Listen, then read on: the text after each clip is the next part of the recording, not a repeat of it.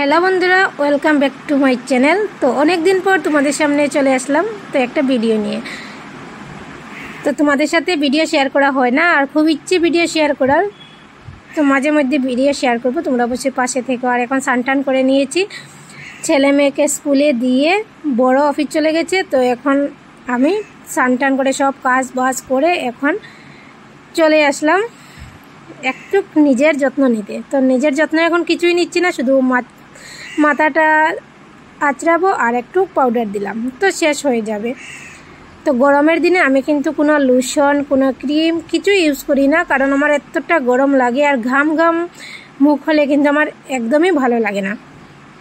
তো সবসময় ড্রাই থাকবে, এই জন্য আমি পাউডারটা ইউজ করি। তো পাউডার আমার ভীষণ ভালো লাগে গরমের দিনে। তো দেখো শর্টকাটভাবে চুলটা আঁচড়ে নিলাম, কারণ ছেলেকে স্কুলে থেকে আনতে হবে, তাই চটপট করে রান্নাটা করতে হবে। তো এই জন্য আর এতটা চুল উঠছে কি বলবো তোমাদেরকে, কারণ গরমের দিনে কিন্তু চুলটা খুব বেশি পড়ে। আর এতটা চুল পড়ছে কি বলবো, কখন যেন মানে কি বলবো তোমাদেরকে, নাড়া হয়ে যায়, এরকমই লাগছে। চলো এখন রান্নাঘরে চলে যাই, রান্নাঘরে গিয়ে তোমাদের সাথে আবারও দেখা হচ্ছে। তাহলে চলো। তো দেখো রান্নাঘরে চলে আসলাম, আর আমি স্নান করার আগে কি করেছিলাম, ভাতটা বসিয়েছি আর এদিকে চানা আলু দিয়ে কুকারে দিয়ে দিয়েছি। তো স্নান করতে করতে কুকারে সিদ্ধ হয়ে গেছে চানা আর আলু, আর এদিকে ভাতটাও হয়ে গেছে।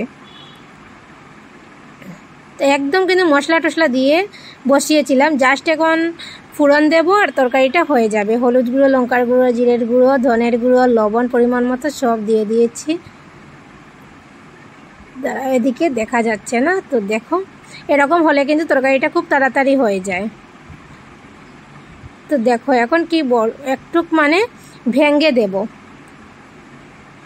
তো আলুটাও একদম গলে গেছে, তবুও যেন কীরকম লাগছে।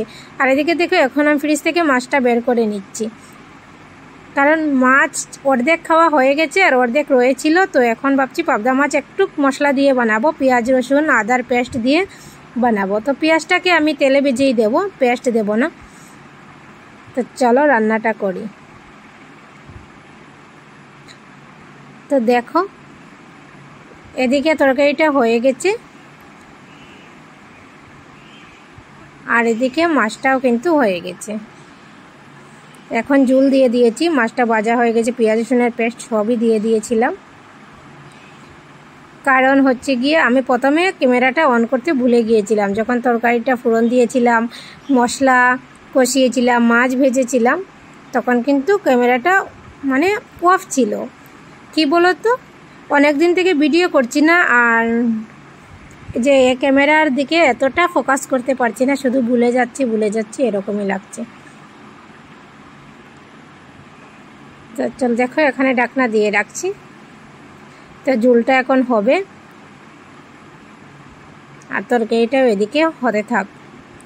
এখন যাব আমি গরুর দুধ আনতে। তো ক্যামেরাটা বন্ধ করলাম। তো দেখো এখানে গরুর দুধটা নিয়ে চলে এসেছি, আর এখানে আছে 1 লিটারের থেকে বেশি, কারণ এটা হচ্ছে গিয়ে 1 লিটার 1.5 লিটারের বোতল।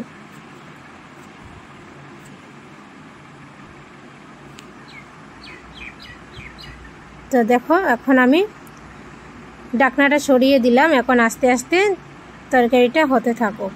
আর এদিকে দেখো চানার তরকারিটা কি সুন্দর হয়েছে, ঘন ঘন হয়েছে, খেতে ভীষণ ভালো লাগবে। তো কিন্তু এখন ভাতের সাথে খাবো, এখন আর রুটি এরপর লুচি এগুলির সাথে খাবো।